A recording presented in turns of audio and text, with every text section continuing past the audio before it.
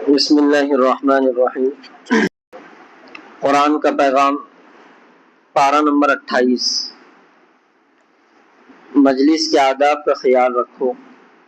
سورہ مجادلہ آیت نمبر 11 میں اللہ تعالیٰ مجلس کا ادب ذکر کرتے ہوئے فرماتے ہیں، اے ایمان والو، جب تم سے کہا جائے کہ مجلسوں میں دوسروں کے لیے گنجائش پیدا کرو جس میں آنے والوں کو بھی جگہ مل جائے تو گنجائش پیدا کر دیا کرو، آنے والے کو جگہ دے دیا کرو۔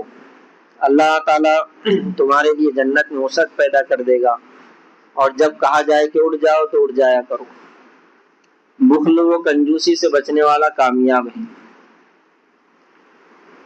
سورہ حشر آیت نمبر 9 میں اللہ تعالیٰ کنجوسی کی برائی کرتے ہوئے فرماتے ہیں، جو لوگ اپنی طبیعت کی کنجوسی سے محفوظ ہو جائے وہی ہے جو فلاح پانے والے ہیں۔ اللہ کو بھول کر زندگی نہ گزارو۔ سورہ حشر آیت نمبر 18-19 میں اللہ تعالیٰ فرماتے ہیں، اے ایمان والو، اللہ سے ڈرتے رہو اور ہر شخص دیکھ بھال لے کہ کل قیامت کے واسطے اس نے کیا کیا، کیا ذخیرہ بھیجا، یعنی نیک اعمال میں کوشش کرو جو کہ آخرت کا ذخیرہ ہے، اور اللہ سے ڈرتے رہو، بے شک اللہ تعالیٰ کو تمہارے سب اعمال کی خبر ہے۔ تم ان لوگوں کی طرح مت ہو جانا جو اللہ کو بھول بیٹھے تھے، تو اللہ تعالیٰ نے انہیں خود اپنے آپ سے غافل کر دیا، اور وہی لوگ ہیں جو نافرمان ہیں۔ بھی ساتھی جانے کی فضا نہ بنائے، اندر تشریف لائے، مفتی صاحب تھوڑی دیر میں تشریف لائیں گے انشاءاللہ۔ قیامت کے دن رشتے ناتے کام نہیں آئے گا۔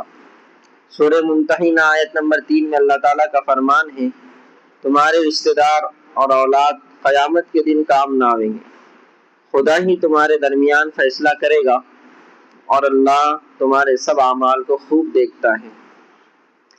داعی کو خود بھی عمل کرنا چاہیے۔ سورہ صف آیت نمبر 2-3 میں اللہ تعالیٰ ہدایت دیتے ہیں، اے ایمان والو، ایسی بات کیوں کہتے ہو جو کرتے نہیں؟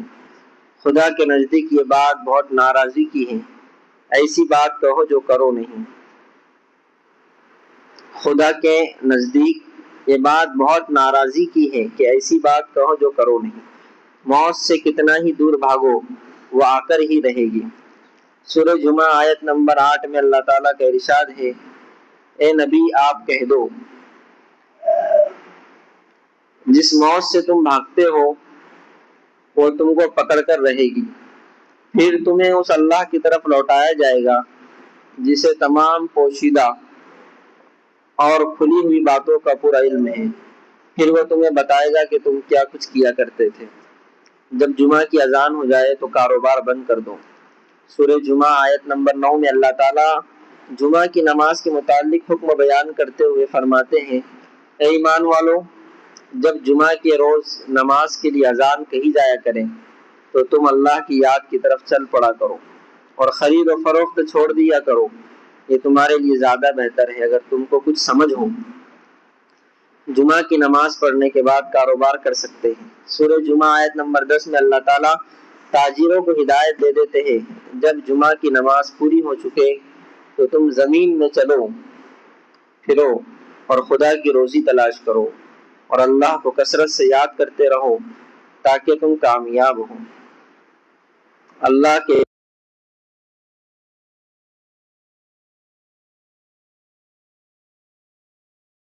کرتے ہیں، اے ایمان والو، تمہاری دولت اور تمہاری اولاد تمہیں اللہ کی یاد سے غافل نہ کرنے پائے، اور جو لوگ ایسا کریں گے وہ بڑے نقصان کا معاملہ کرنے والے ہوں گے۔ اور ہم نے تمہیں جو رزق دیا ہے اس میں سے خرچ کرو، اس سے پہلے کہ تم میں سے کسی کے پاس موت آ جائے تو وہ یہ کہے کہ اے میرے پروردگار، تو نے مجھے تھوڑی دیر کے لیے مہلت کیوں نہ دے دی کہ میں خوب صدقہ کرتا اور نیک لوگوں میں شامل ہو جاتا۔ اور جب کسی شخص کا معین وقت آ جائے گا تو اللہ تعالیٰ اسے ہرگز مہلت نہیں دے گا، اور جو کچھ تم کرتے ہو اللہ اس سے پوری طرح باخبر ہے۔ ہر مصیبت اللہ کے حکم سے آتی ہے۔ سورہ تغابن آیت نمبر 11 میں اللہ تعالیٰ فرماتے ہیں، کوئی مصیبت اللہ کے حکم کے بغیر نہیں آتی، اور جو کوئی اللہ پر ایمان لاتا ہے وہ اس کے دل کو صبر کی راہ دکھاتا ہے، اور اللہ ہر چیز کو خوب جاننے والا ہے۔ اللہ تعالی ہم سب کو قرآن کے اس پیغام پر عمل کرنے کی توفیق عطا فرمائے۔